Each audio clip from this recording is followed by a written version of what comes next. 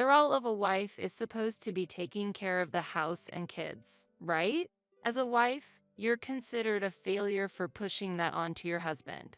If caregiving is your priority, then you should also be able to manage your household duties properly. In response to my mother-in-law's harsh words, I was at a loss for words. It seemed she couldn't accept her son, Ryan, taking on housework and childcare. How do you think you're able to live like this? Don't forget that it's thanks to Ryan's salary. You really don't know how to be grateful. While being scolded by my mother-in-law, Ryan did not try to protect me. Despite also earning an income, my mother-in-law insisted it was all thanks to my husband. I was recently put in charge of doing the laundry. I'm not a service staff. I was busy and asked Ryan for help, and he silently supported me then. But it seems Ryan was harboring dissatisfaction. You earn less than me and yet acts this way. If we ever get divorced, you won't be able to get by on your own with our daughter. I could no longer bear the harsh criticism from my husband and mother-in-law. I am Ashley, a 30-year-old company employee. I met Ryan during college, and that's when our relationship began. We both started to work and, being at the right age, proceeded to get married. Eventually, our daughter was born, and I changed jobs to escape irregular working hours after giving birth. Now, I work full-time in a job with less overtime. It wasn't apparent until I got married, but it became clear that Ryan highly prioritized his mother. In every decision, he always sought his mother's opinion. Even when choosing a new home, I was surprised he brought his mother along. Should we choose this apartment because it has a spacious living room and is convenient for shopping? I suggested. Yeah, but what do you think, Mom? He replied. I didn't know why he prioritized his mother's opinion over mine. This place gets little sunlight, and I think there are better options. Indeed, I was thinking the same, Ryan said. Despite it being our living space, his mother's opinion influenced the decision. As a result, after viewing several, we chose a property that his mother was satisfied with. I liked it too, but a part of me wasn't fully convinced. When choosing furniture or appliances, his mother was always there. Why don't just the two of us go next time? Your mother must be busy, I suggested. I wanted to choose freely, without her. She's free to help, which is great, and I like getting her input. Ryan said, not understanding my desire to avoid his mother's intervention. Sometimes, Ryan would say he didn't need dinner, spending time eating with his mother at home. I was grateful since I didn't have to prepare his dinner due to my job, and I didn't see it as a problem. His mother must have been happy to have her son visit, and I didn't feel it was my place to comment. I just didn't want to upset my husband or mother-in-law or be disliked by them. Years passed since our marriage, our daughter grew, and we began planning to build a new house.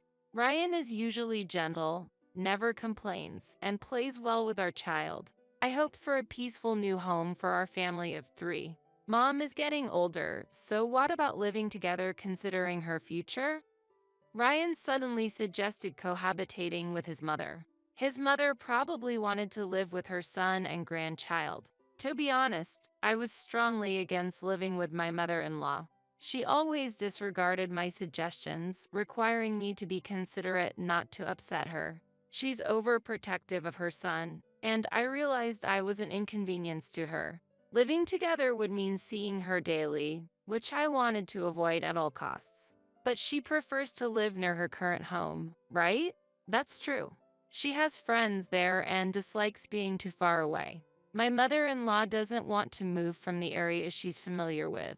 If we choose her preferred location, it'll be too far from my workplace. My commute would double. I wanted to live in an area that's convenient for work and raising children. How about this area? It's close to her home by train and near a station. What do you think? I showed Ryan several property options from a real estate agent. I found a property in an area blessed with lush parks and convenient for shopping around the station. Though we live separately from my mother-in-law, the fact that she's within an easy visiting distance was a deciding factor, and Ryan agreed. I was relieved we could avoid living together. However, my mother-in-law had started to visit frequently. Ryan welcomed her and he couldn't turn her away. I understand her love for her granddaughter, but my daughter didn't get along with my mother-in-law and always cried when she saw her, which worried me. I wanted to relax on my days off, but I couldn't settle down with my mother-in-law's visits. Hey, can't we just spend time alone as a family on the weekends? I end up being on edge when your mother is around. She's part of the family too. It's your choice to feel that way. Ryan didn't empathize with my feelings. Every time my mother-in-law would visit, she would criticize my cooking and cleaning, calling it raising a wife. If I hadn't cleaned, she would frequently inspect everything in detail. Working full-time, I planned to clean earnestly on weekends, but often, my mother-in-law would visit during those times. It was unpleasant to be pointed out exactly where I was planning to clean. You still haven't mastered the basics of cooking. At this rate, you won't improve. Yes, I'm sorry. Even the meals I put effort into didn't seem to suit her taste. I agree. Even the soup is too salty every day. The soup my mom makes is just right. Ryan agrees with my mother-in-law's opinion and criticizes me too. It's frustrating that he only becomes assertive when my mother-in-law is around. Even though he's usually quiet, I tried talking with Ryan when my mother-in-law wasn't there. If you have any complaints about me, please tell me directly. It doesn't have to be when your mother is here. That doesn't help when it's just something that came to mind while talking with mom. Ryan became slightly sulky and disgruntled. It's often difficult to convey my desire for solidarity as his spouse.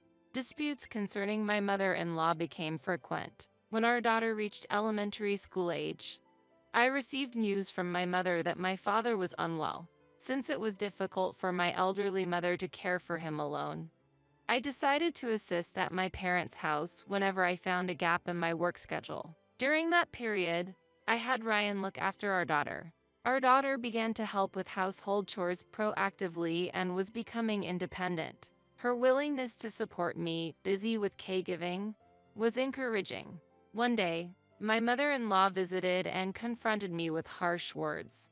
Why has it come to this? I heard you've left all the child care to Ryan. I'm sorry, Mother. My father is unwell, and caregiving was urgent. I believe we should help each other when a family member needs support, but my mother-in-law seemed to have a different view. The role of a wife is supposed to be taking care of the house and kids, right? As a wife, you're considered a failure for pushing that onto your husband. If caregiving is your priority, then you should also be able to manage your household duties properly. I was at a loss for words to my mother-in-law's intense words. It seemed she couldn't accept her son taking on housework and childcare. How do you think you're able to live like this? Don't forget that it's thanks to Ryan's salary. You really don't know how to be grateful. While being scolded by my mother-in-law, Ryan did not try to protect me. Despite also earning an income, my mother-in-law insisted it was all thanks to my husband. I was recently put in charge of doing the laundry. I'm not a service staff. I was busy and asked Ryan for help, and he silently supported me then. But it seems Ryan was harboring dissatisfaction. I understood my mother-in-law's anger. However, I felt it was intentional.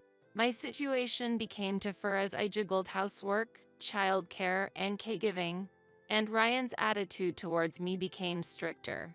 I want to do household chores whenever possible, but when I can't, I need help. I wish you'd at least take care of your own things.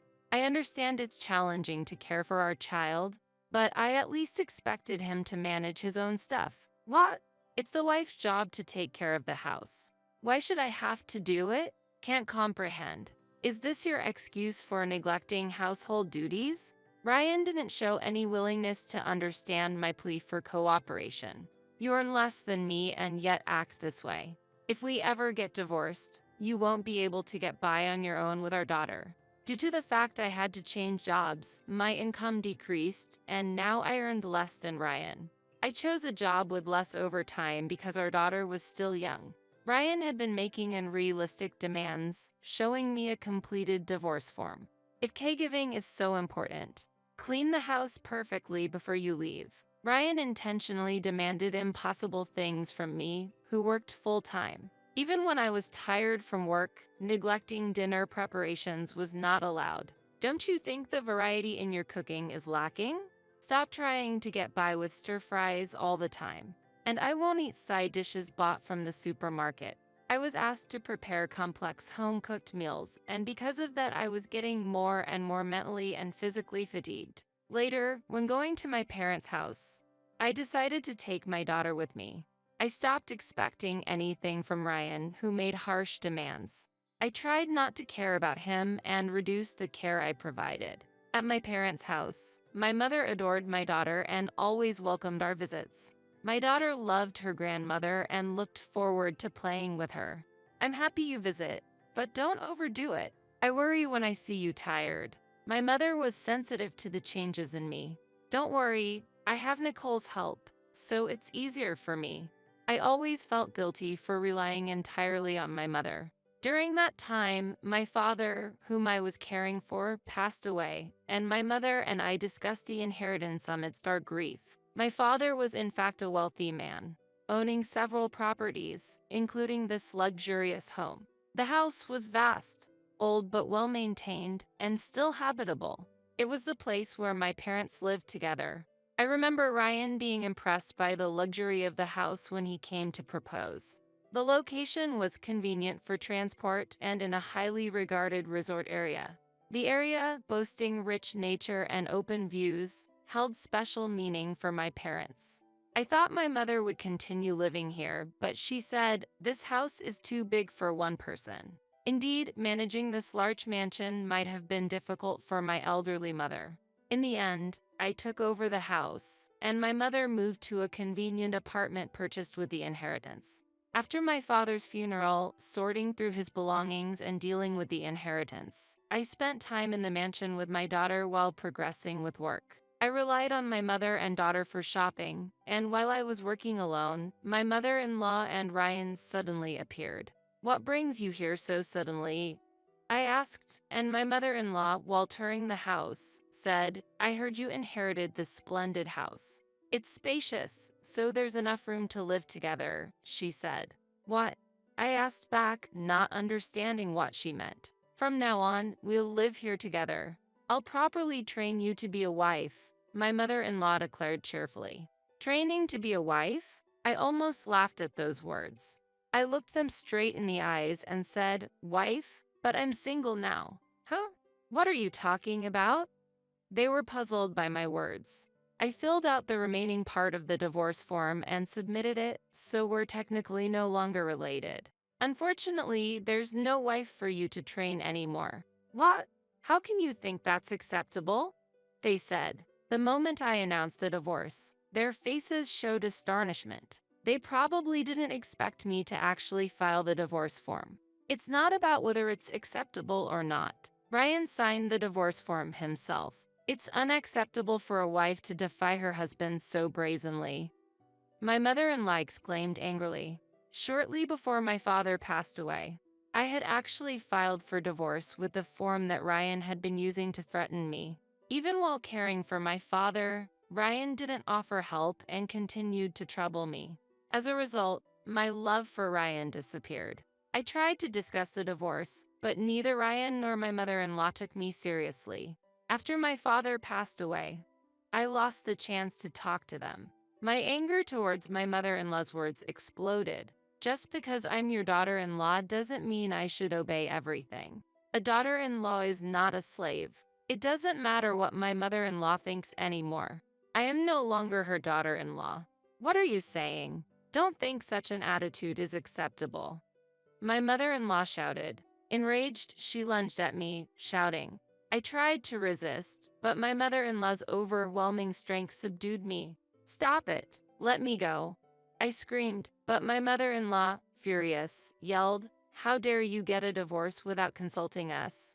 Disregarding my son, I pleaded for Ryan's help, but he didn't move, stunned by the fact of our divorce. Feeling the situation was out of my control, I contacted the police.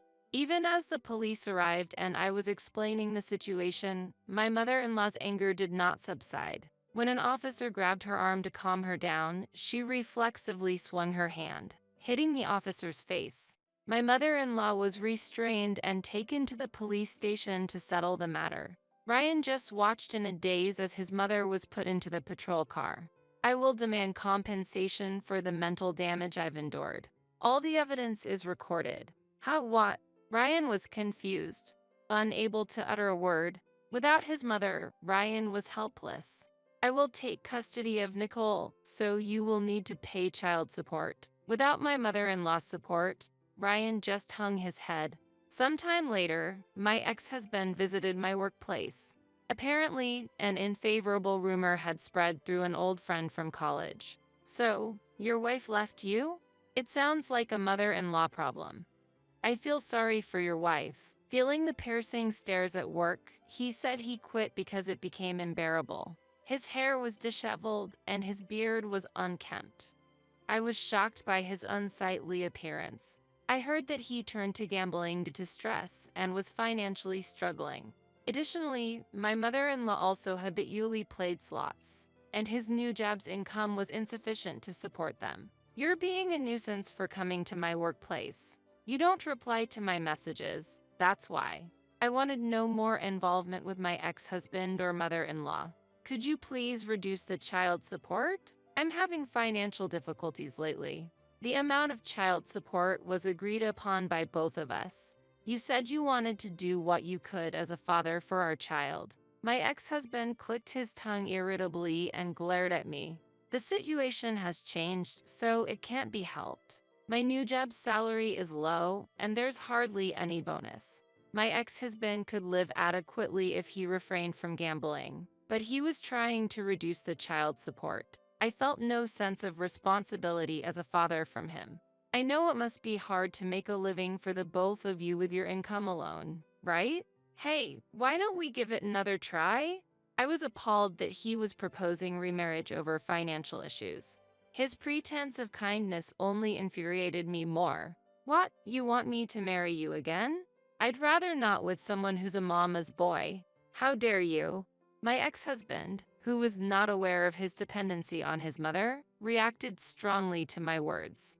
Without your mother, you can't decide anything, can you? From choosing a house to furniture and appliances, you always consulted with her. That's not true. Despite my ex-husband's objections, there was still so much more I wanted to convey. And your clothes, too. You chose them with your mother. That's what people generally call a mama's boy. My sharp words left my ex-husband unable to hide his agitation. He may pride himself on being a good son, but from my perspective, he's a typical mama's boy who can't make his own decisions. You always laughed at my lower income, but I won't allow such comments anymore. What does that mean? My efforts at my new job have been recognized, and I've received a promotion. I've been promoted, and now my income surpasses yours. It's impossible. There's no way you earn more than me. Ryan doubted my statement. He always took pride in his higher income and belittled me. He must have never considered the possibility of his wife earning more than him. You don't have to believe me. I can show you my paycheck anytime if you want. I spoke with confidence and Ryan fell silent. I have also inherited assets, so I can live comfortably without my ex-husband. My husband can't force house chores upon me, and there's no nagging from my mother-in-law, which is very comfortable. Then, could you share the mansion and properties you inherited with me? I should have some rights to them. I explained Ryan's unreasonable demand. Inheritance is not considered joint marital property. I'm sorry, but you have no rights to it. Damn it. It's all because you filed for divorce.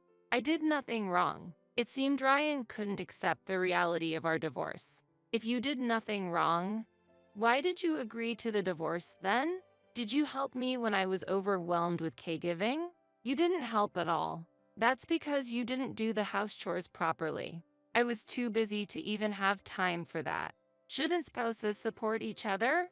Ryan, who lacked to support me as a spouse, caused my love for him to fade. He likely doesn't understand that he wasn't there for me when I needed support the most. It's unfair for me to bear all the household and child care responsibilities alone, even though I'm working too. What are you talking about? House chores and child care are a woman's duty. You're wrong to burden your husband with them. Without reflecting on his actions, Ryan raised his voice. His views probably won't change no matter how much we discuss it. These are probably deep-seated teachings from his mother. Ryan, causing a disturbance in front of my workplace, was eventually escorted away by security. Ryan and his mother's financial situation eventually worsened, and they had to let go of their home. Moving to a modest apartment, they somehow managed to continue paying living expenses and childcare. Yet, they still couldn't refrain from gambling and lived a difficult life. Despite being busy with work, I'm happily living with my daughter, supported by my mother. My daughter is also delighted to see me smile more often these days. Once living cautiously around my ex-husband and mother-in-law, I now want to live true to myself and set a good example for my daughter. I have the responsibility to raise her alone moving forward. My experience with my ex-husband has deepened my understanding of the importance of a parent's role. I'm committed to teaching my daughter the values of compassion and mutual support, aiming to overcome any challenge with a smile.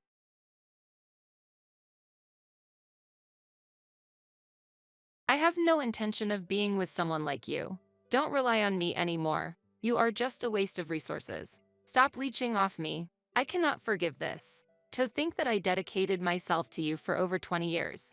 Although I was furious at my husband's words, the possibility of divorce seemed surprisingly favorable to me. Make sure you won't regret leaving me. Haha, don't be ridiculous. I don't want someone like you.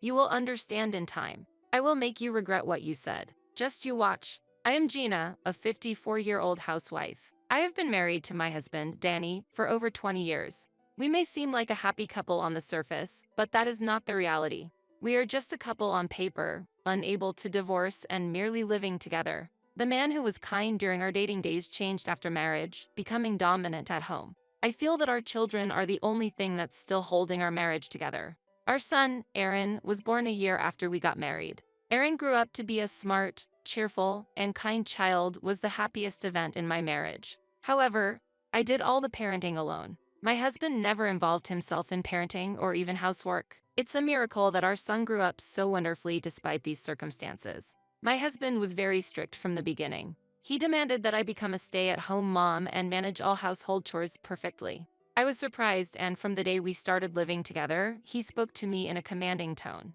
We met at a mixer where he, 4 years my junior, approached me aggressively. I prefer older women. Probably because I like to be pampered. Gina, you are beautiful and have a strong character. Honestly, I fell for you at first sight. His active pursuit easily won me over. Our relationship was very fulfilling. He always made thoughtful date plans and put me first, which I appreciated. He might have seemed somewhat frivolous at first glance, but he was surprisingly serious inside, and that contrast drew me in. Our relationship went smoothly, and about a year and a half later, he proposed. I want to spend my life with you, Gina. Will you marry me? I was overjoyed and accepted his proposal. The moment I gazed at the ring he gave me was a moment of happiness. After the proposal, we proceeded with the formal introductions to our families, and it was only then that I learned that Danny's father owned a business. The revelation that he was the president's son surprised me. You see, people sometimes approach me for the money, so I didn't tell you so that I could get to know the real you.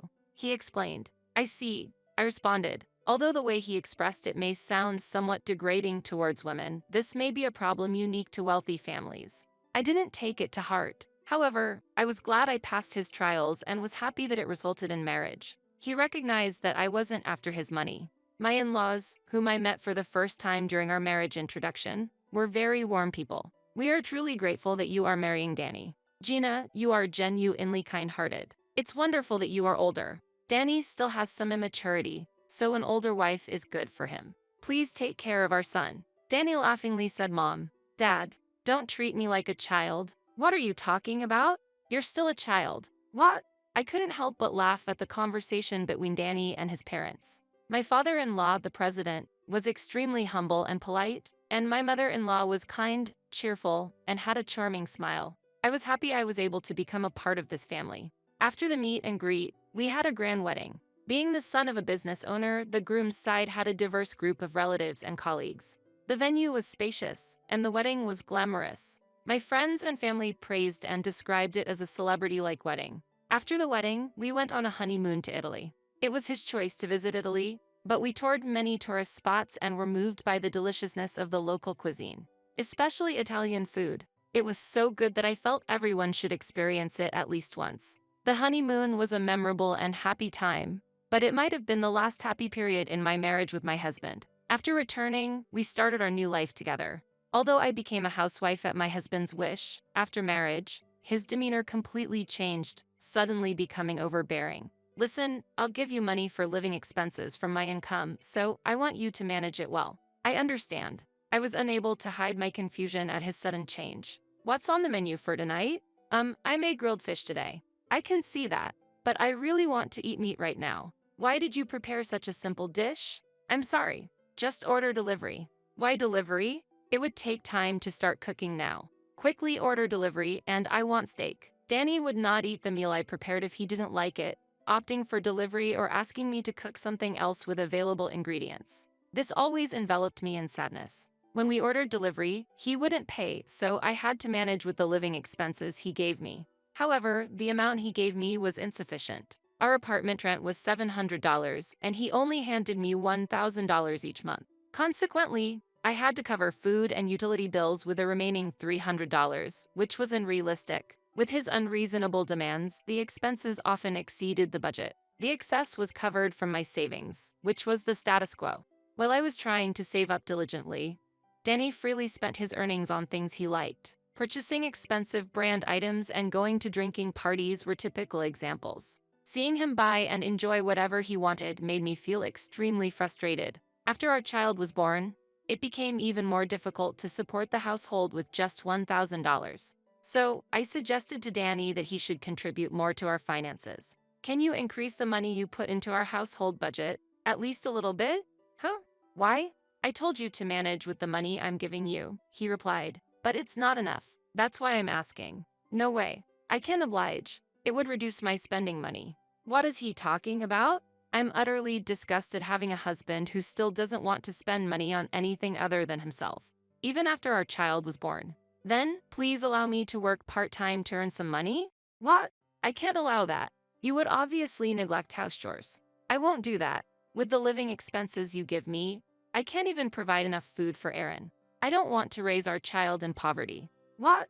I'm the future president. Show some respect. Then make a choice. Put more money into the household, or allow me to work. Which do you prefer?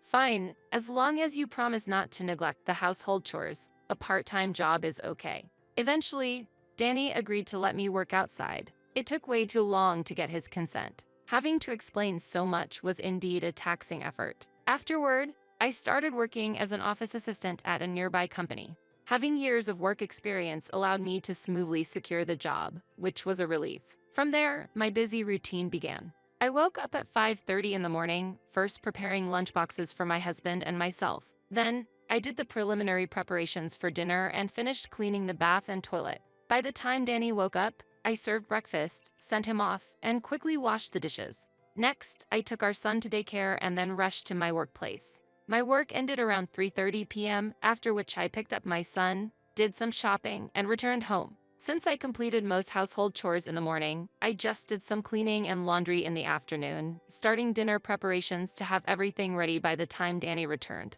Although I hardly had any rest, I was satisfied knowing my son was eating healthy meals. The interaction with my son and his smiles healed my fatigue. Danny hardly participated in housework or childcare, but I didn't have high expectations from the start. Nevertheless, a part of me wished he would spend more time with our son. In the end, Danny never showed any interest in parenting. Despite his overbearing behavior at home when in front of his in-laws, he acted as if he's really close to me and my son, which made me see him as a coward. I was initially worried that my in-laws might be like Danny, given his drastic change from our dating days. However, when we visited them after getting married, they treated us with the same warmth as before. They cared for my health and showered Aaron with love. They were completely different from Danny. I felt much more at ease at my in-laws' house than with Danny. Gina, do you have any concerns? You've just started a part-time job, and with childcare and housework, it must be tough. Feel free to talk to us if you need anything. Thank you, but I'm fine for now.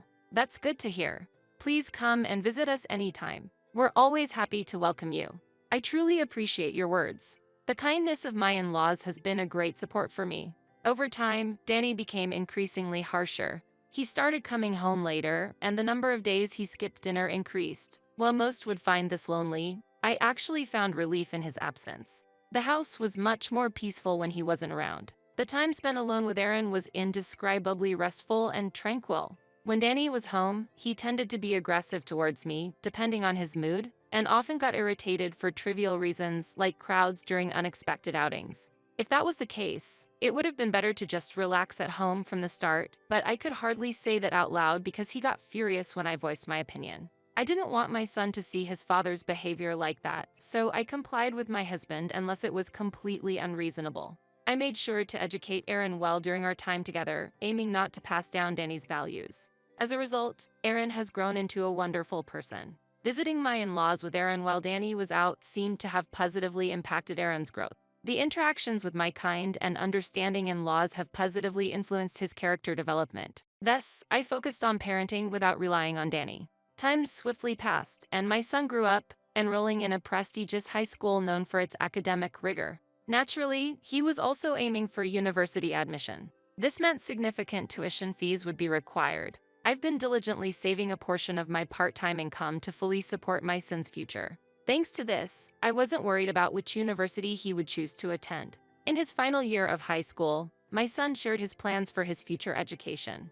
I would like to go to a university in Boston, but the tuition and the cost of living alone will be quite substantial, right? While he openly discussed his aspirations, he was also considerate of our family's financial situation. My husband, as usual, was not keen on spending much on the household and was negative about educational expenses. Despite taking over the business from my father-in-law and having an income, he was reluctant to invest in his child's education. However, I had anticipated this situation and saved accordingly. Don't worry, there's no need for you to make any sacrifices. I've saved for your tuition and living expenses. Mom, thank you so much. I'll study hard and get a good job to repay you. That's reassuring, but first, you need to get into university. Yeah, I'll do my best, he replied, smiling with hope. Dedicated, Aaron focused on his studies and was accepted into his desired university in Boston, a proud moment for me as a parent. Mom, I did it. I got accepted. Wow, that's amazing.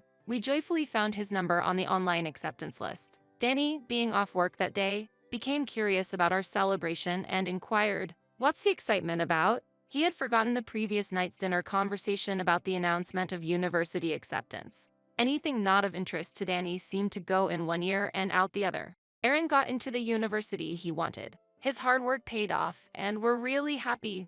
I responded with a smile to my husband. Feeling happy and moved, Danny asked, "So, which university is it?" When I mentioned XX University, Danny frowned and said, "Why bother going to a university in Boston? It's a waste of money." I was truly disappointed by his reaction. I can't comprehend how one could not be happy about their child's growth and success. He seemed to have completely forgotten what I had said, and our conversations didn't resonate with him at all. Didn't I say I would pay for the tuition and living expenses? Have you forgotten already? Huh? Did you? Danny seemed to forget family matters as soon as they were mentioned, showing little interest in us. Why do you forget about home matters so easily? Think about your family a bit. I couldn't hide my irritation when it came to our son, likely a buildup of my frustrations with him. At my angry words, Danny became indignant and retorted, "Who do you think you are? Who do you think provides the food you eat?" I replied calmly, "I prepare the meals and I wash your clothes so you can go to work well dressed. Don't underestimate housework. Why don't you try handling everything yourself then?" "No way. I earn the money, so I don't need to do the housework." Danny seemed a bit taken aback but then stormed out in a rage. "Aaron, I'm sorry our supposed fun time got spoiled by the argument with your father." "It's okay, Mom. Thanks for standing up to Dad." Wanting to change our mood, we decided to visit my in-laws to share the good news about the university acceptance. They were thrilled and took us out for Italian to celebrate. Aaron enjoyed the Italian meal immensely, and I was glad we visited my in-laws. Their happiness filled me with joy too. However, Danny didn't return home for several days afterward. It's not hard to guess what he was doing or who he was with. I suspected he was with another woman, but at this point, it didn't bother me at all. I'd rather he do as he pleases. His infidelity was evident, and his facial expressions and reactions made his feelings transparent. He lacked the talent to hide it. and his suspicious behavior was conspicuous. I had hired a detective before and gathered evidence, planning to divorce him when Saren graduated and started working. I was quietly waiting for that moment. But an unexpected event occurred. My father-in-law suddenly passed away. Having suffered from high blood pressure for years, he died of a stroke. I rushed to the hospital upon receiving the call from my mother-in-law, comforting her while waiting for the treatment to end. But unfortunately, my father-in-law didn't make it. I tried contacting Danny multiple times during this period, but he didn't respond. Finally, through his company, I managed to reach him, and he came to the hospital. Is it true that Dad has died? Why didn't you inform me immediately? Danny demanded. I tried contacting you many times. But you didn't notice, I replied. Then you should have contacted the company sooner, he said. I felt angry at his response, but arguing wasn't helpful in this situation. We needed to focus on preparing for the funeral. However, Danny suddenly received a call saying, I'll leave everything to you, and left the hospital. I was left there, astonished. How could he be so indifferent even though his father had just passed away? I couldn't understand it. There were so many things to do, like supporting my mother-in-law and discussing funeral details. Danny might have been busy, but he seemed to lack compassion for his parents. I gave up relying on him and started preparing for the funeral myself. When I contacted Aaron, he immediately came by train to help. My father-in-law had been a company leader. Therefore, we had to notify his colleagues and secure a funeral home of appropriate size. Despite the overwhelming tasks, with the help of Aaron and the company's people, we managed to hold the funeral. What upset me was that Danny, despite leaving everything to me, declared himself the chief mourner. Typically, my mother-in-law would have taken on that role, but she was too submerged in grief to fulfill it. It might be tough for Mom to be the chief mourner right now. I'm the president, so I'll take charge of the funeral, he said, and began acting as if he had orchestrated everything. But what mattered most was giving my father-in-law a proper farewell. My concerns were about my mother-in-law. My in-laws were a wonderful couple, deeply in love with each other. It was evident that my mother-in-law deeply loved my father-in-law. Thus, the sorrow of losing a lifelong partner was indescribable. After the funeral, my mother-in-law's health rapidly deteriorated, and she began visiting the hospital frequently. Half a year after my father-in-law's passing, her health worsened significantly, necessitating hospitalization. I immediately went to the hospital and took care of her admission procedures. I visited her daily, asking, "How are you feeling, Mom?" "I'm stable now. Your visits give me strength. We were happy to have you join our family, Gina. I'm grateful for the long marriage you've had with my son. Mom, I'm truly sorry for the trouble my son has caused you. I never thought he would turn out this way. I wonder where I went wrong in raising him." She lamented. Danny did not visit her sick bed, and he rarely visited his parents' home even when my father-in-law was alive. Moreover, he showed no interest in her medical expenses, which I took upon myself. I avoided discussing this matter with Danny. If I had, he would likely have been bothered and might have made unnecessary or inappropriate comments. I thought it was best to avoid trouble by not raising his interest. So, I continued to balance work and home life, visiting my mother-in-law daily. One day, upon returning from the hospital, I found my belongings scattered in the yard. "What is this?" I wondered in confusion. Rushing inside, I found Danny standing there. "Welcome back. You've finally returned. What is this? Why are my belongings outside? I'm kicking you out of the house." "What? Why? I can't stand being with you anymore. We're getting a divorce." "A divorce? I don't want to be with someone like you. Don't rely on me anymore. You're just a waste of resources. Stop leeching off me." Danny said this with a sneer. I had reached my limit. I had devoted over 20 years to our marriage, only to have it end up like this? I felt intense anger at his words. But divorce might also be a new beginning for me.